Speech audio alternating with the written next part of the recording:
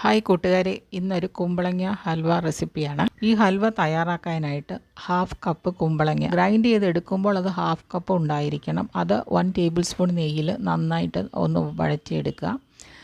തീ കൂടാതിരിക്കാൻ നോക്കുക. അതുപോലെ ഒരു 80 ഗ്രാം ശർക്കര കട്ടിയായിട്ട് പാനിയാക്കി എടുത്തതിന് ശേഷം അതും കൂടെ ചേർത്ത് കൊടുത്ത് നന്നായിട്ട് ഒന്ന് വഴറ്റിയെടുക്കുക.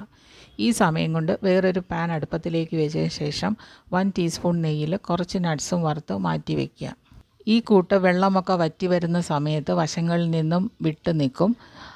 ഈ സമയത്ത് അതിലേക്ക് ഹാഫ് ടീസ്പൂൺ കാർഡമം പൗഡർ, ഞാൻ പഞ്ചസാര ചേർത്ത് പൊടിച്ചതുകൊണ്ടാണ് ഒരുപാട് ക്വാണ്ടിറ്റി തോന്നിക്കുന്നത്. പിന്നെ ചേർക്കേണ്ടത് വറുത്ത് വെച്ച നട്ട്സും ചേർത്ത് കൊടുത്ത് ഒന്നും കൂടെ ഒന്ന് ഡ്രൈ ആക്കി എടുക്കുക.